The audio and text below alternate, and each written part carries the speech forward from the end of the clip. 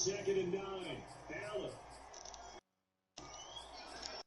And this one's incomplete. He started out having some troubles back in the first half connecting with his receivers. Really hasn't gotten a whole lot better. Yeah, he's at less than 50%. You're going to have more room than just more.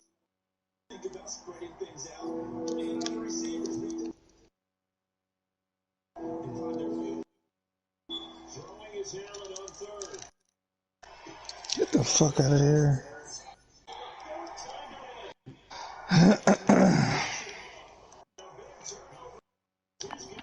Come on, Madden. EA Sports coverage of the NFL has us in downtown New Orleans at the Caesars Superdome.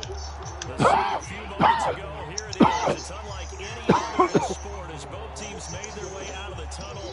These folks are fired up as their guys are ready to do battle between the Washington football team and the New Orleans Saints. The ball on the tee, we're set for football, and we are underway from the Superdome. We'll see a return here from the end zone. Oh, a good-looking return set up here. He's at the 40, past the 20. He will score. Well, that's not good. A heck of a start to this one. We haven't even gotten settled in already in the end zone on the opening kickoff. And you know what happens too? Now you got to translate what that means, because I think for the team to just score, their defense, I think they'll be more aggressive now. They'll be bolder. They're playing with a lead and an early one and some momentum.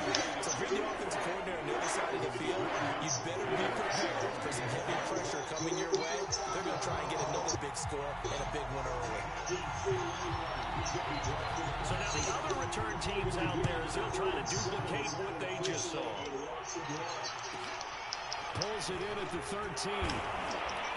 And they'll get him down inside the 30 at the 27. That's going to be incomplete. The contact there enough to drop the ball free. It broke through down. Here comes the Cardinals finally. As they come on to kick this one away. He's averaging just under 50 yards as he gets this away. And now the Saints are going to take a timeout on defense. They'll have 2 remaining as we step aside here in this first quarter. And the offense will take over with a new set of downs. The offense now at the line ready for... Their defense was able to force the punt. That's the good news. But this is still a 2-score game. And they need points on this drive. And he powers his way up past the 30. It's a pickup of 4, and it'll bring up second down. I feel like I could see what he was thinking on that carry. Wanted to follow that big tackle through the hole. Ended up only getting 4 yards on the carry. I think he had designs on that one being bigger. And he'll be limited to a short gain up to about the 34-yard line. Just not a whole lot of room to operate there on that carry. No, not at all. They did a really nice job staying in their proper places and not allowing any lanes to open up. Third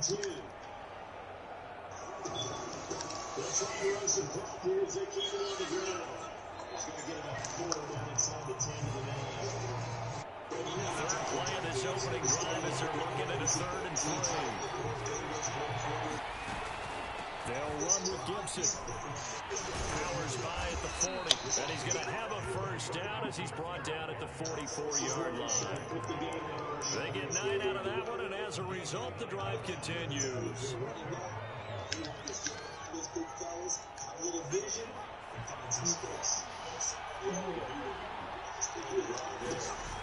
Now a play fake here on first down. Sliding out. And he can't find a receiver, and he's brought down. Boy, Charles, that time he took a bad situation and made it worse. You're almost putting together a nice little song there, aren't you? Because it's something you'll see from young quarterbacks. They have that tendency to retreat backwards instead of stepping up in the pocket. Now a toss left side into the hands of his tight end. So much goes into a successful play, doesn't it? How about that play action there? Freezing the defense just enough to swing the tight end free downfield for the completion.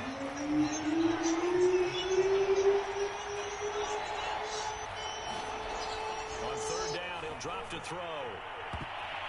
And oh, that's nearly an opening drive by INT, but he does fall incomplete. Not the way he wanted to start this ball game as it brings up 4th down. He was only asked to punt once in the victory last week as he sends this one away.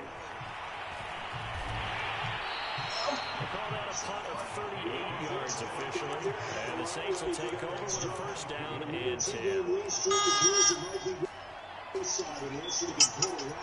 Oh, what the fuck is that? Oh, hell no, girl. Like, what is wrong? Yeah, turn that shit off. It's a distraction. Huh? Oh, you can hear it? Yeah, they can hear that weird shit you playing. Sorry. You ain't sorry.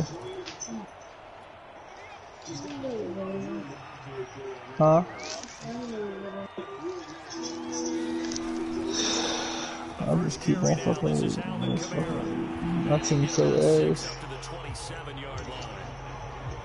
This Washington defense, Charles, terrific in the victory a week ago. Huh? I think our statistician ended up having to bring the blue tent and put it around him for a while because he was developing a hand injury from having to write down all the turnovers this team forced. 5, 6, 7, Bros a real 8. asshole. Yeah, they're funny as hell. I just started reading chat. Kamara gets it again on 2nd down. And he is met in his tracks behind the line of scrimmage. It'll go down as a 2-yard loss, and it brings up a 3rd down.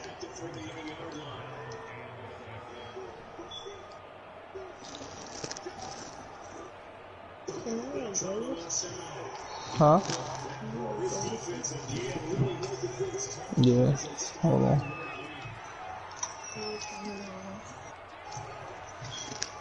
Just 2 minutes remaining here in the 4th quarter. Off the play fake, he'll look to throw. Oh, he put it on the carpet, a fumble. And it's Washington that scoops it up. And they will take over Who's that? at the 29-yard line. You turn that down? I know that taking care of the football is something You turn the TV down? every guy who plays this position, no matter what, running it in the pocket, out of the pocket. But it's almost surprising to me that there aren't more fumbles by that position because of the way that they get attacked on each and every play. And he fires one that's intercepted. Picked off at the 21. And a terrific return as he takes this thing all the way down near the 20-yard line. Oh, wow. So barely some grabbing there in the middle of the O-line. I've often wondered why that doesn't happen more often for guys that play center. Having to snap the ball and then trying to get your hands into the proper position, that's difficult to do. He got caught that time. Looking to throw. Steps away to his left. I'm blowing my shit.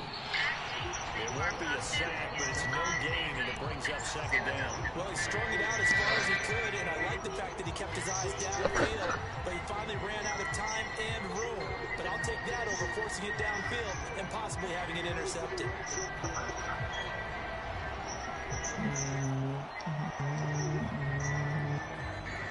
Counting down toward the mid. Yo, Nano, reach out to Jimbo, bro. He's saying something about he might not be able to play tomorrow or whatever. Just tell him you got something to do, and we'll do our session and we play him later.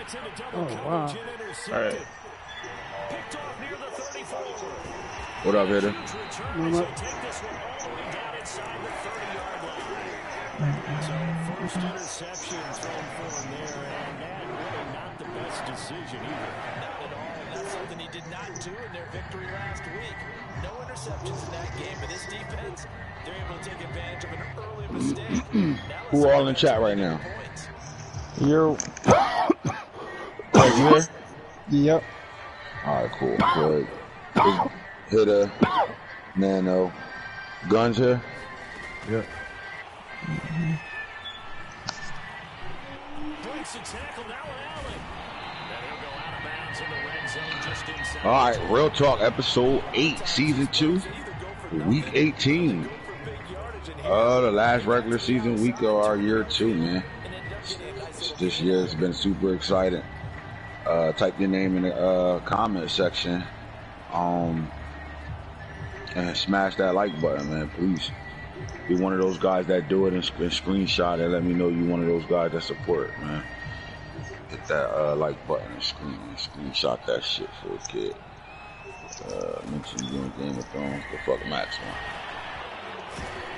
one. Alright. Hot topics tonight, man.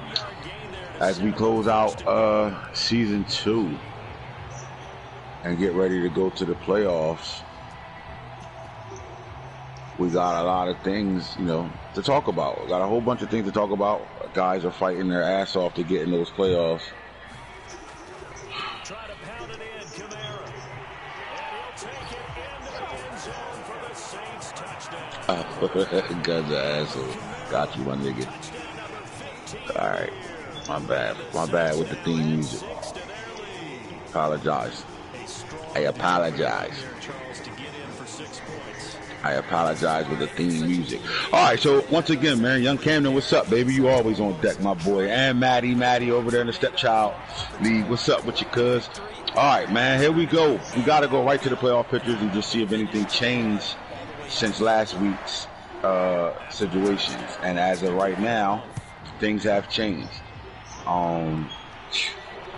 Wow, the Cleveland Browns lose. We'll talk about that. But that loss put them in a game right now that's going to come down to 2 and 3 playing each other.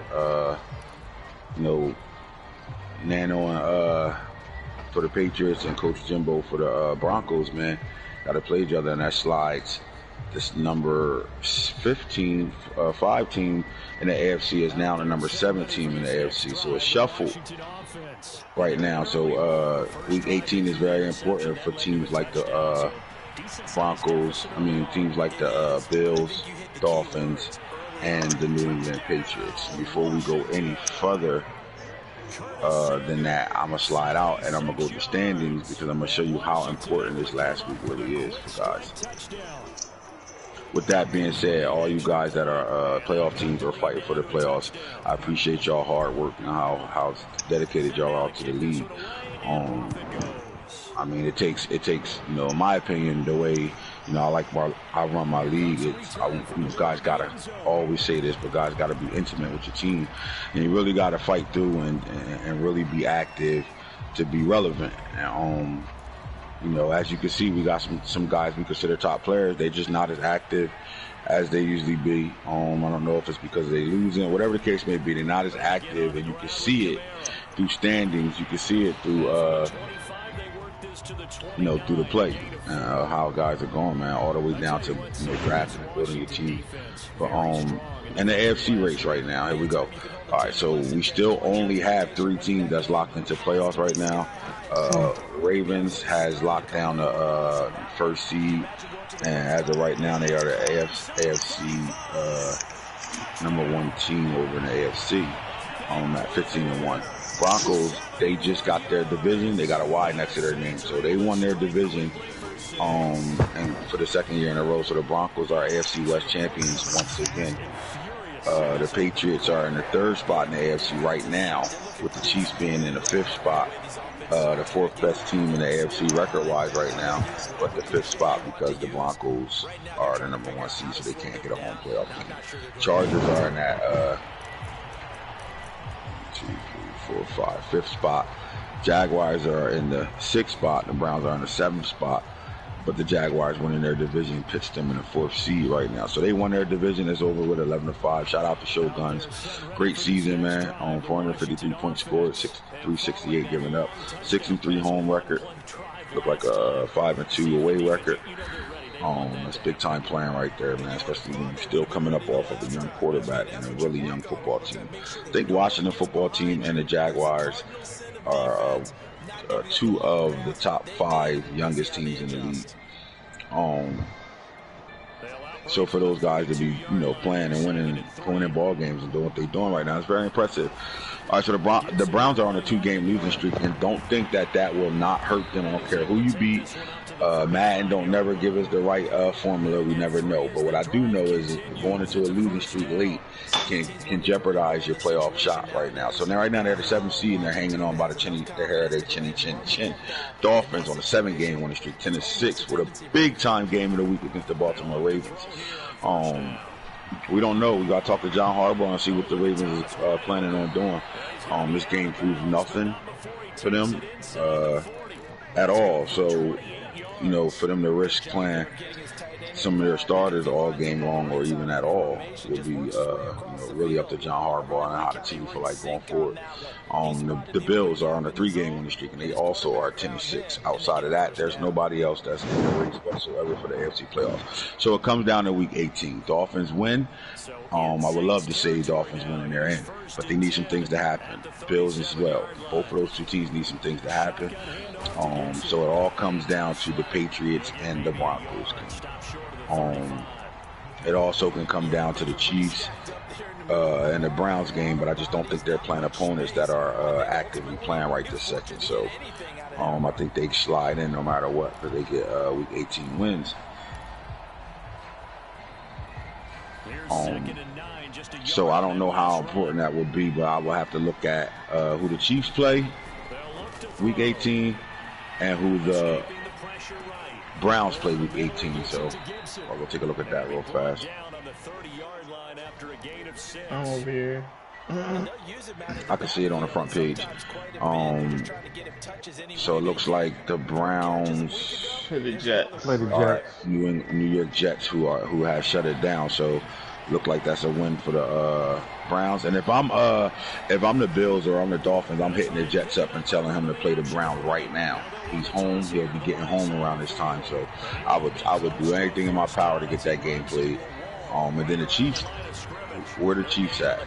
They are Titans. They play the Titans. They play the Titans, and I will be rooting for Los. You know Los going to play, so I'll be rooting for Los as well.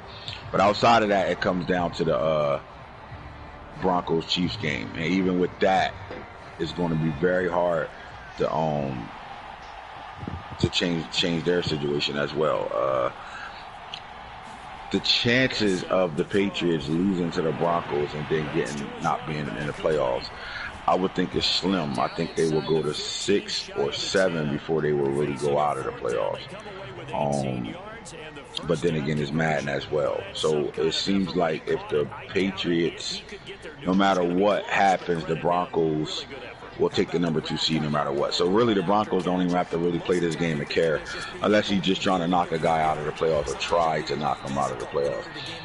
Because no matter what, the Broncos got a 2-game lead over the next man to them. So even if the Broncos lost this game, it wouldn't change where they at. They'll sit at 2, and it could change the Patriots, the Chiefs, the Bills, and the Dolphins' life. Actually, the Chiefs only could change their situation if they lose to the Titans. So they locked in the 5th seed, no matter what. 5th or 6th seed. 5th, 6th, or 7, I would think. The Chargers, I don't know who they play coming down the stretch as well, but I don't think it's somebody that, that really matters right now. So I don't think really too much is going to change. So we're really going to hang our hat on this Broncos-Patriots game tonight. So that's important, man. Now, if the Dolphins and the Bills don't make the playoffs this year, I'm still saluting you guys for the work y'all put in all year long. Not too many teams that can finish 11-6, 10-6, and not make the playoffs. You know what I'm saying? Like that's a really good record. You especially starting off 2-5 and then ending up 4 games over 500. That's big on a 7-game winning streak right now. So that's huge right now. Big momentum going into next season or going into the off, no matter which way it go. I salute you. Shout out to Young Camden and shout out to Jay, Young Demon. Both finishing with over 500 and shot to win their division. And that's the crazy thing right here, because who knows what happens. They all split. If the Patriots lose, do they lose their shot at the division? So that, you know what, Guns, tell me am I missing something? They don't have nobody has this division yet. So this comes down to week 11 for them. I mean week 18 for them. If Nano loses this game, he loses the division. That means somebody, one of those two, Bills or Dolphins, could go into the playoffs, right? It's possible. I'm actually in the AFC East because, you know, if in the event of a tie, you know, they'll start looking at other records. I know Madden still has their formula, but you're absolutely right. we don't know what Madden's gonna do. As we always think we know what the fuck Madden gonna do or what they looking at, and we don't know. Good job defensively to hold that to 4 yards, and now it's 3rd down. I wonder what was going through his mind when he got the play call. He just got sacked on the previous. I think points scored play a big role too. You ever played a game, late game, when you in the playoffs and you blow a team out, and they say, they're running a score up, they're putting it on them or whatever, and then you hear one of the commentators be like, well, I think they're vying for playoff position to score points. So I know that plays a part in it because the commentators wouldn't be saying that shit if it didn't. But I don't know. This is big, man. So I can't wait to see it play out. What I do know is this: nothing better than watching the league disbalanced to the point where we have to see what's going to happen after week 18 to figure out who wins this division. A season ago, I wouldn't have said, even though we got a new coach on the Bills team, we talked about those 3 teams being able to win this division, any of them. And, new coach and all, that Bills team is still playing at a high level with the new coach. Some could argue they're playing better with the new coach. And these 3 teams over here are really duking it out right now. They fighting their asses off, making this division 3 deep. If we can get the Jets going out, he will be active this season because of his work schedule changed for him. So he's back at it again. So we'll at least have 4. We'll have 4 players playing for sure over here. And I think this division can start, challenging the NFC East as a really good division at this point right now. And again, especially if the Jets can, step up and step into the mix with these guys. This year the NFC East got 3 out of the 4 playing, but we know that 4th guy was the divisional winner last year. And over here it's 3 falling out for sure, and we just need some movement from the Jets and Coach Brian. So we'll see how that goes. All right, so as we talk about the topics that I want to get into tonight, we're not planning on doing a super long show. We just want to get through some things that we wanted to conversate about right now. So the first thing we're gonna get into, man, we gotta go back to both those games of the weeks. Great games. Guns, man. Last night we got to watch the Eagles and the Giants go at it. Let me get your mind state on that game. Like just the energy of it, how, your thought process on it. I mean, it was a highly anticipated matchup. I mean, from the, if you just go to week 16, from the time that they finished their respective matchups for that week, they were already in the media, talking about the game the following week. And the trash talk was flying, but it wasn't in a disrespectful way. They were just like, it's time. They were just hyped, and they didn't disappoint.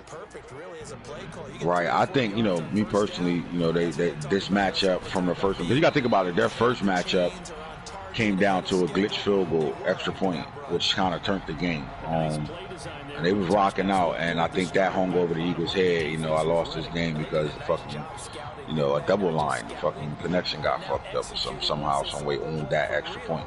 And I think that taste was left in his mouth. And at the same time, I think the Giants was doing something like, you're not going to take my win away from me off the glitch. Shit happens. Connection not always the best all the time, but things happen. I never know how the servers are, but you're not going to take away my win. So now, I'm coming into this next game to show you that shit wasn't no fluke. And, it's going to go down when we see each other, right? Simple as that. But what made this game very, very, very strong as a game of the week is because the marbles was on the line. At the end of the day, the winner of this game put themselves in first place for the division. Simple as that. They will damn near crown themselves, right? So you got the Giants that we'll get into it, who won this game. But then they got week 18. They still got a good game week 18, depending on if the Jaguars are content to try to throw a wrench in the game, or are they going to sit their players and get them ready for the playoffs, right? And then the Eagles got to go to the mighty Bears, the Super Bowl champions, to win that game in hopes that the Jaguars can upset the G-Men and still have a shot to win that division. And it's crazy because, you know, the Giants swept them, right? The Giants swept the Eagles, but you never know with Madden how this thing could play out if those scenarios end up landing the way I said. So if the Giants lose to the Jaguars and the Eagles beat the Bears, it's possible that even with 2 losses to the Giants, Eagles going to end up winning that division, because we don't know how Madden looks at things or what they actually looking at to determine what, right? So that was very interesting. But like, it was at times we had 13 people viewing at one time, and I always tell people when it's 13 watching, that means we somewhere between 23 actually watching at that same time, 23 to 30. So and then it was over 100 comments in the comment section during the game, and that's facts. Like, it really went over 100 comments. So guys were really tuned in, and you heard all types of talks. You heard the 2 all-star teams playing each other.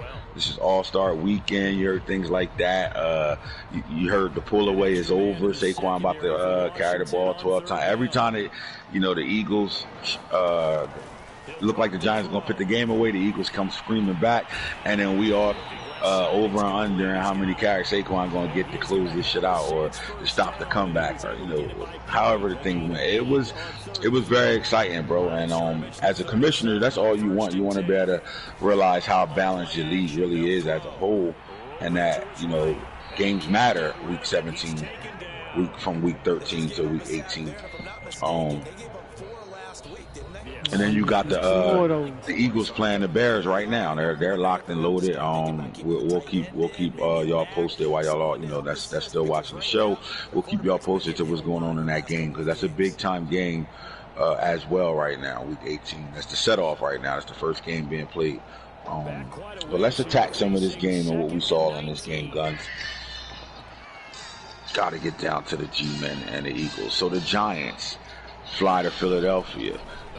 One spot that the Giants fans don't want to be is in Philadelphia.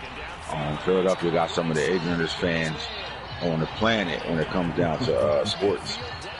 Period. These guys you can't even come in that stadium with another jersey on without something going down. They get drunk, they wildin', they enjoy their team, they ride out for their team, and I mean, it's so bad they got a damn jail system inside their stadium. So that tells you what we going down when you come to dirty Philly. They're not playing that shit.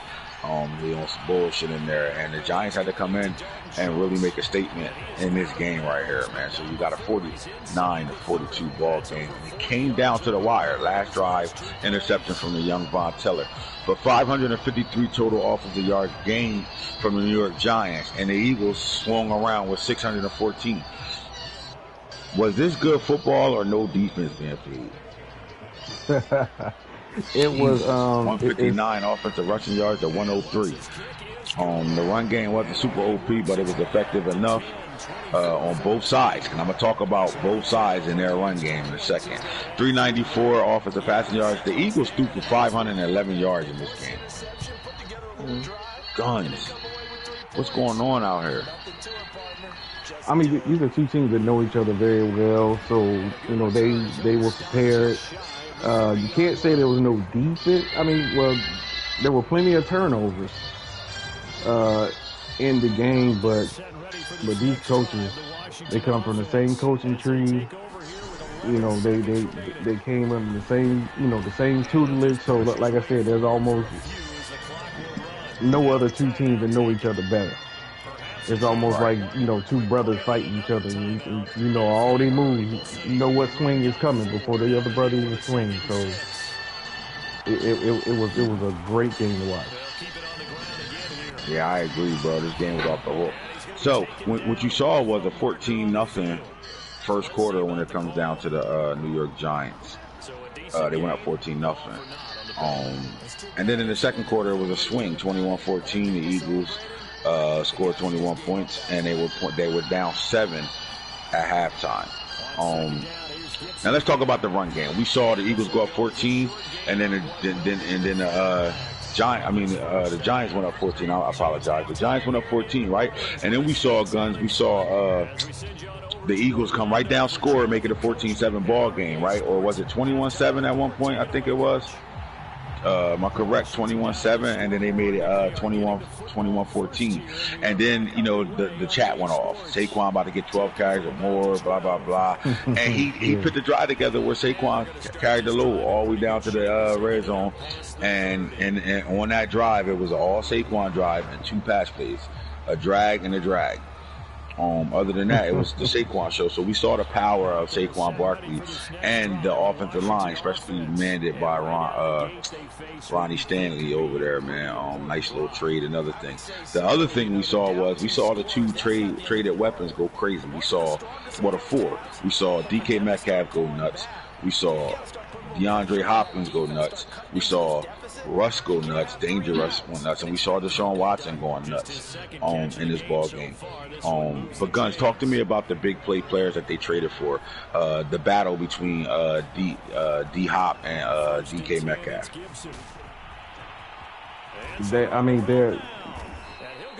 They came in and did everything that they were advertised for. Every specialty, everything that makes them special showed up in this game. I mean, every single time either one of them needed to be, I don't want to say bailed out, but if their quarterbacks got in trouble, they knew exactly where they could turn to and get rid of the football.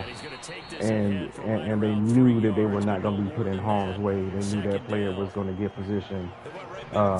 There's nobody bigger and faster than DK Metcalf, and there's nobody that got the hand strength of a DeAndre Hopkins. So they were every bit as advertised. And you saw both these quarterbacks trust their receivers. They trusted their playmakers in this game. Now Miles Sanders, his numbers don't show how important he was on that game, because when the game got ugly and we thought the Eagles would be throwing the ball, they actually went to the shotgun and they ran a lot of inside zones, and they went through Miles Sanders to bring the beat back to get him with back in 7. They went through him. He didn't score, but he was vital on that one drive that picked them back down 7. And that's why I say we'll talk about both the running backs. Saquon did Saquon things. 20 carries, 136 yards, 6.8, 1 touchdown. Now his average per carry was down, but his production was good enough to be able to keep these Giants in control of this ball game when things really got shaky, right? They were able to turn to him, and he would get them a first down or 2 every drive. That was super important. But when you look at these receivers, man, we seen guys grow up in this game. Kadarius Toney, I thought he grew up and showed he's here to play too. 2 catches, 148, 2 touchdowns. Now, Guns, let me ask you this. Was it more of DK Metcalf being such a fucking presence like that Kadarius Toney showed off? Because it's not like the Eagles aren't on the field with 2 really good safeties and 2 shutdown corners. Oh, most definitely. I mean, you have to be a fool to think that DK is not going to get all of your attention. And as he got the attention, Kadarius was able to, to slide in there and he gave the Eagles all kind of problems. I mean, with big boy runs. Man, we saw a lot of running after the catch, my guy. Rack. Look, run after the catch average 60.5. I mean, think about that. 2 catches, 148 yards. This guy averaged 74 yards a catch. 2 touchdowns, 121 rack yards, 60.5 as long as it's 75. He showed up, and you're right. You pay so much attention to what DK can do. You know what I mean? Your safety helpers over the top of DK. He's one-on-one. And he made the Eagles pay for it, being there one-on-one. But the guy that really became a problem for the Giants was the tight end, Dallas Goedert. He started tearing that team up with him, scoring a big touchdown, 3 catches, 61 yards, 20.3 yards a catch, and a touchdown as well. He did his thing, too. John Ross put in work, too. 2 catches, 60 yards, and a touchdown. It was just big plays, man. So that just tells me it was a lot of man-to-man being played for these guys to be catching and running like that. It wasn't nobody else there to make the tackle. Again, when you shifting your coverage to that kid DK, who also had a big day. Just 3 catches, wasn't super productive. They didn't ask him to catch the ball all game long. They asked him to be special when you do catch the ball. 3 catches, 169, 56.3, and 2 touchdowns. And then Heisman, Devontae Smith, man, these guys were off. So again, I ask you this: like, they both got good secondaries, both got good defenses. Did the defense not show up in this ball game? Well, it's not that. Their assignments are extremely difficult. You know, like you mentioned, Goddard, you know, being able to catch seam passes, you know, in the middle of the field. But it's because those linebackers, they have to take an extra look just to see what Deshaun Watson is doing. And then that one little extra second when they're taking that extra peek, Deshaun was able to you know, get the ball over their heads to the tight end, and the tight end was very effective. So on both sides of the ball, because you have to pay extra attention to those quarterbacks because they have multi-facets to their game. They're not just passers. You know, they can move around the pocket. They can scramble. They can hurt you in different ways. So it's almost like giving extra assignments to your linebackers. It's almost not unfair to them. And that's the reason why, you know, the box score looks the way it does. Right. Now, Guns, I say this, man. Like I said, you saw big plays all over the field, and guys stepped up and played. I don't think the defense did not show up. I just think these two teams know each other so well, and they wanted it so bad. It was nothing but explosions everywhere, man. And to be honest, with the type of weapons that's on the field with this team, you got to be able to play some man-to-man. When they sat in zones, that shit got picked apart. When they went man to man, if they beat their man, it was lights out. See you later. All over the field.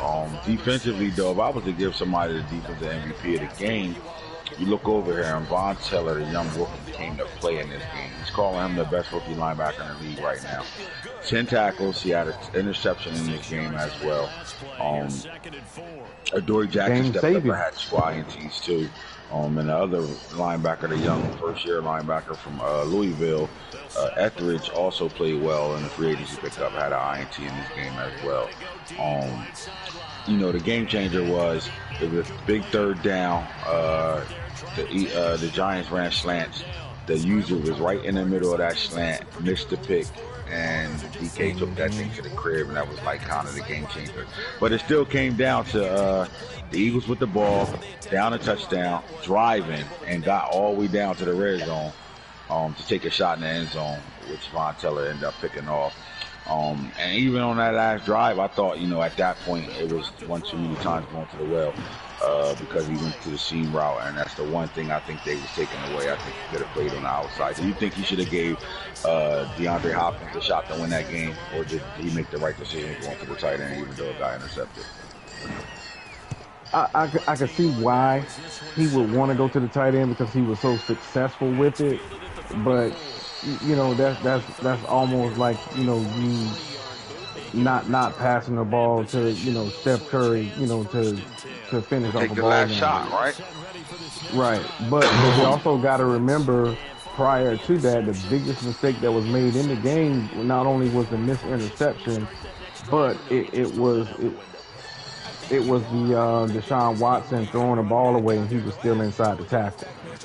Right. Remember that? They received a big penalty for that, loss of down. So instead of him having 2 opportunities at a score, they took him directly to 4th down. He had 1 opportunity. Off air, you made a point earlier today, too, with the Giants. The Giants could have put the game away if they just ran the ball and managed the clock well. I thought they had a bad you know, possession where they threw that interception and they almost lost the game off of it, or got the game tied to go into overtime because they didn't really use the clock management. They didn't use their run game. They were still throwing the ball. They had no business throwing it. So, again, and that's probably, you know, these guys playing each other so much, not being safe and trying to put it away. If you thinking you the Giants, you're aggressive on offense like that to put it away instead of being conservative, you know what I'm saying? And then the Eagles made him pay for it. They got the interception, and then almost tied that ball game up. This was a hell of a ball game for one of the games of the week. It was actually one of the most watched games of the year, especially the most commented game. Everybody was in that chat commenting all crazy in this game. They did their thing though, man. Shout out to the Giants for the win. Shout out to the Eagles for putting on a hell of a ball game, man. Like I said, they've been playing at a high level all year long. Now, we're going to the next game, the other game of the week that just happened, the game that had a bet placed on it. Pick the winner, get an upgrade, right? and that was against the Browns and the Chiefs. Guns. Do we give Rich the Barber credit for winning this game, or do we blame it on Boone for losing this game? Well, I mean, you can't take a victory away from anybody. But we also have to look at the Browns and look at the way that they approached this game, and they had opportunities to put the game away, and it just seemed like they were more interested in, showmanship, making it look pretty. Putting on him, playing an opponent that he think he's superior of, and he doesn't respect them. Again, it comes back down. I mean, the decision to go for it on fourth down like that, and with the game on the line like that, usually can get a coach fired, in my opinion. That was bad coaching down the stretch. That was arrogant coaching down the stretch. That was pretty much being an asshole down the stretch and saying, fuck you, and putting it on you. Simple as that. It don't really get explained no other way than that, because you kick a field goal, this game over, we're not having the same conversation, because that fourth down play got intercepted and changed the entire game. Can we see how many? Maybe it's just Boone play style not made for the late game, close game situation. I agree, definitely. But he's so. How many carries did Chubb have? And that's another thing. Your best player only gets the ball in games that matter to him. The coach. The coach really doesn't get his best player the ball. How many carries? I mean, if you think about this, right? If you dig into it, Hilaire carried the ball 23 times for 149 yards. Give me a second. I'm gonna burnt myself the fuck up in this bitch. Time to get a new microphone too. Y'all there? Can y'all hear me? Christmas coming up. Oh yeah. That shit, my microphone. So listen, so if you go through the history of the Browns all year long, any team that they played that carried the ball 20 or more times either gave them a really good football game or won the ball game. Hilaire, 23 carries, 149 yards, 6.5, 2 touchdowns. I knew the reason why I said I'm picking Rich, but I think Boone will win, to you Guns, was I knew Rich would give his running back the ball 20 times or more, right? And I know, it comes down to Rich playing smart or dumb at the end. And he did exactly what he's known to do. I had a talk with him before they played this game, and his comments to me was, I'm in every game. I could play with these guys, but, I end up, losing focus and throwing interceptions late and things like that, and I end up losing the ball game. Well, he did exactly that. Started turning the ball over, where I think maybe he could have still ran the ball with Hilaire, because he was popping for 6.5 yards to carry. So he still was there to do it. We saw the Browns offense. We saw, the tight end effect on how he does things, but I think he went to that well one too many times. I don't know. It was weird down at the end. I don't understand how the Browns don't put this game away.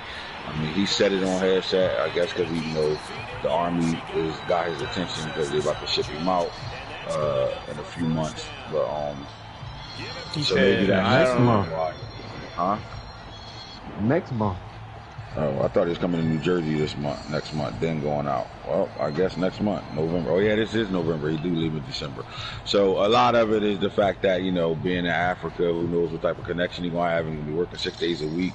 He ain't going to be able to play the game, you know what I'm saying? So their coach is probably going to be done anyway. So, that could have played a role in it, and what's going on. But I know the competitor he is. I don't think he was planning on losing this game or didn't care if he lost this game. I think he got arrogant at the end, and instead of putting the game away, he decided to try to put it on Rich, and Rich stayed steady the way he do, and was able to create the turnovers late to change the momentum of this ball game. Nick Chubb touched the ball 8 times, 52 yards. I mean, he's averaging 6.5. He scored 2 touchdowns. But again, this coach doesn't use Nick Chubb the way he should use Nick Chubb, when he uses him when he feel like using him. And hey, that's his offense. That's what he want to do. Shout out to him. But Nick Chubb wins this ball game for him. Period. I don't think that, if he's giving Nick Chubb the ball, you don't got to 35 carry Nick Chubb, but If he gives him the ball, he's in a situation where he wins this ball game. If you give him the ball 20 times, 25 times, he'll be all right. I heard him on his broadcast a lot screaming, "We shutting Tyreek Hill down. He gonna have to go to Nicole Hardman." He said, "Nicole Hardman gonna have to beat me. We shutting Tyreek." That boy, he's frustrated. He only got 2 catches for 21 yards. He's frustrated. He called out his stats. But on the flip side of that, while you're calling it out and telling the Chiefs what he got to do, he did that. McCall Hardman had 8 catches for 214. He was the Tyreek Hill of the day. Period. 26.8 yards a catch and a touchdown. So you did your job with taking Tyreek out of the game, but Hardman didn't get taken out of the game, and he made the Browns secondary pay for that. 10.6 yards after the catch. 67 was his longest. He made him pay for it. We saw the Wes Welker second sight in 5 catches, 137 and touchdown. Swartz 5 for 85. A lot of that was jet sweeps. They took Swartz out of the game. He couldn't get a deep ball off too much with him. I think he did get one, but he couldn't get the deep shot that he was looking for. And even the jet sweep wasn't overpowering with Swartz like it was. He got held. I think he got him open and then he got underthrown or something like that. Right. A lot of that roll out because it's the shot play. It's roll out, shot play, or wait for the tight end to come screaming on the tight end delay. Hooper 5 catches, 83 yards, with a 53-yard delay being the longest in that game. Did we start paying attention a little bit more to Rich the Barber and give him his credit, or you know, he's for real? I mean, he made his. He went into the playoffs. He's in the playoffs, right? And he had to play a game. We called it. He got 2 out of. You got to win 1 out of these 2 games you playing. Browns or the Cardinals. He gave Cardinals a run for his money yesterday, and then he turned around and beat Browns to keep himself in the mix. Not only did he go from the 6th seed, drop down to the 5th seed. He's 1 win away from moving himself up in the seedings and playing the 4th seed Jaguars. So, do we give Rich Barber his credit, right? We got to give him his credit. Absolutely. He made the playoffs last year too, so I mean, he doing it on like right now. You can say he doing it kind of on a consistent basis right now. I mean, if he come in next year, you got to think about it. He's gonna make himself one of the top guys in the league if he keep making the playoffs and having a positive record. Funny thing is Guns said you keep hanging your hat on Rich the Barber, huh? You starting to see why now, Guns? Or you still think I'm giving you too much credit? My opinion hasn't changed yet. Your opinion hasn't changed? Well, guess what? Them Jaguars might end up seeing them Chiefs in the first round of the playoffs. Is that the game you want, honestly? Still won't change anything. The game still won't change shit. Don't matter at all. All right, so that was our games of the week. Both of them things was exciting, man. It's funny, though, that the whole league betted on Boone and lost. Simple as that. So shout out to the Seahawks for picking the Chiefs in the new ball game by himself in the chat, by his lonely, right? Good shit. And I also picked the Chiefs, though. Fuck that. I'm not trying to hear that shit. But you know what? Ain't don't me no good because I didn't put it in the chat, so I wouldn't do that, right? But Guns, I did pick the Chiefs, though, right? Nah, you don't think you don't agree with me? Did I pick the Chiefs? Nah. Did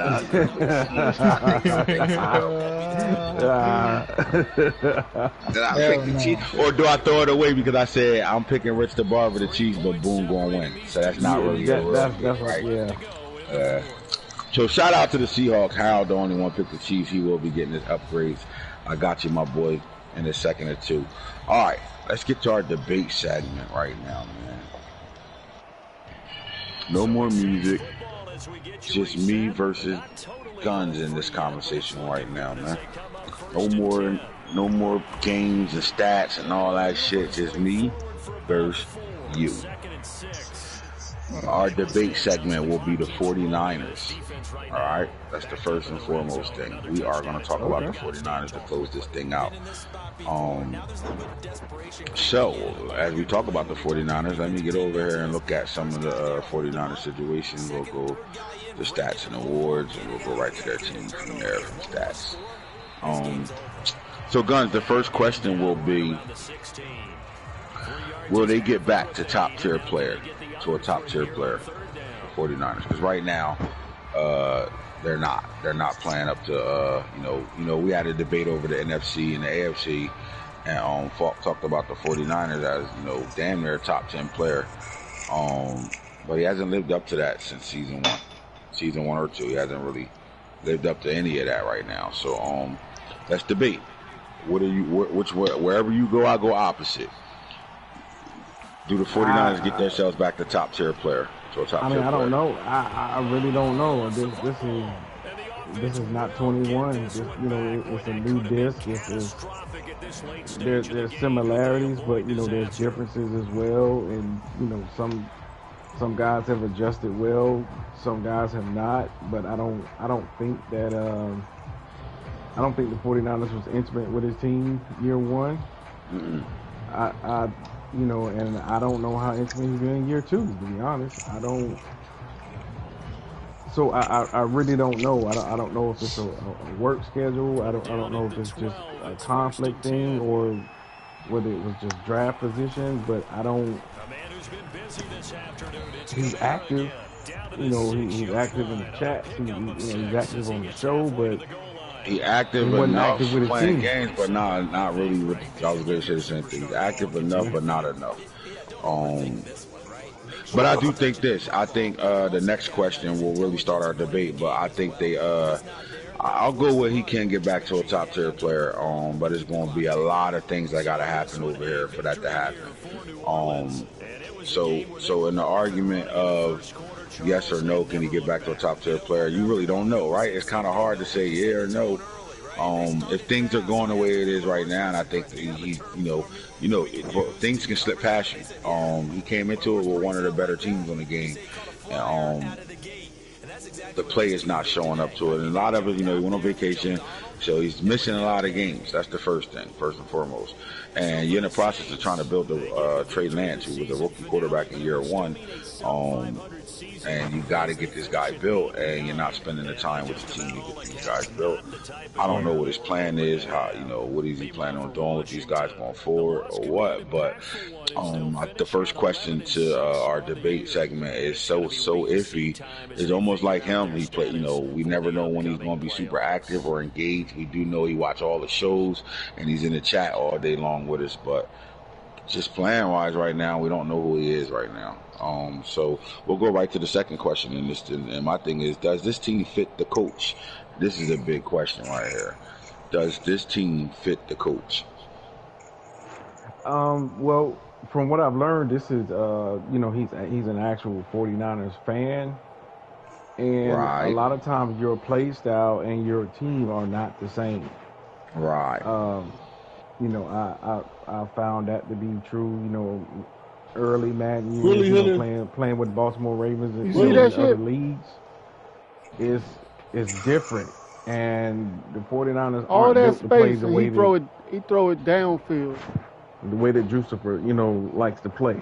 It doesn't fit his style.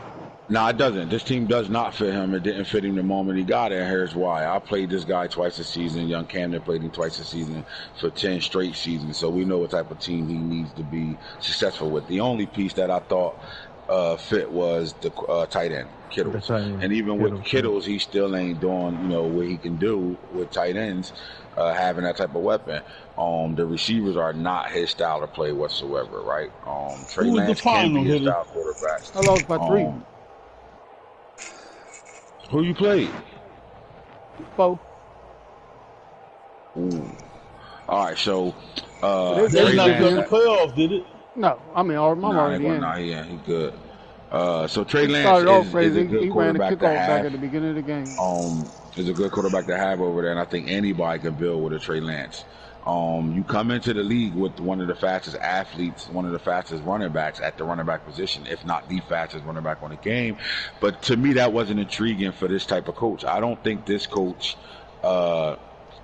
is good at running the ball or really stands out with a runner. He had Nick Chubb and real draft, and in real draft, Nick Chubb was like an average running back over there. So having that type of speed really didn't, amuse me. So I didn't think that, something that would have stood out. And that's one of the main reasons why you get the 49ers to have that type of speed at the running back position. And then when you go look at the wide receivers, they just don't fit what he like to do. He don't have any 50-50 receivers on his team. They drafted X Factor and Trayvon Franklin, but he's a 5'11". He's just like the rest of these receivers over here. So they don't have the type of receiver that can go win a 50-50. They really like gadget receivers, jet sweep guys, RPO type guys, and that's not his style. So the team does not fit him. And he already wasted a draft class not building the team to fit him. But I do think he can make up for it. This next draft, this next offseason. But until he get the right pieces offensively that fits the way he play, I don't think nothing's going to change. I don't think he's going to be able to show us he's a top tier player at all over there. And I think the words that came out of Falk's mouth when it came down to who's the better side, AFC, NFC, the 49ers is kind of slowly, not even slowly, he's kind of falling out of that conversation of being able to be called one of the top guys on a game. He got a team that's his favorite team, but the team don't fit him or with the scheme they doing over there. And I think that's the reason why guys are able to beat this guy right now.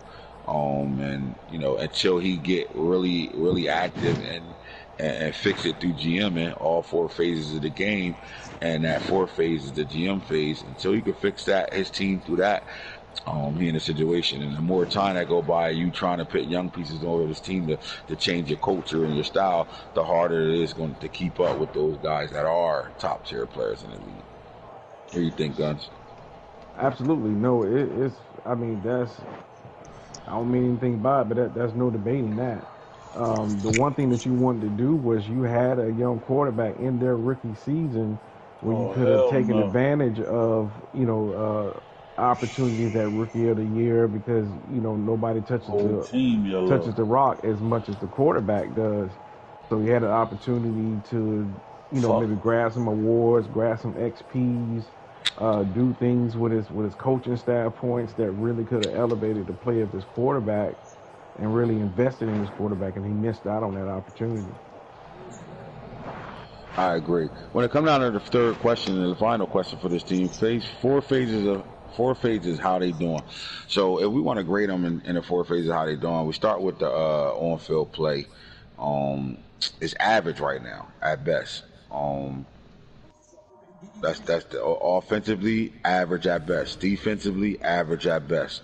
The personnel offensively just doesn't fit his style. I'm not gonna call it average or anything like that. It just doesn't fit his style what he got on the field.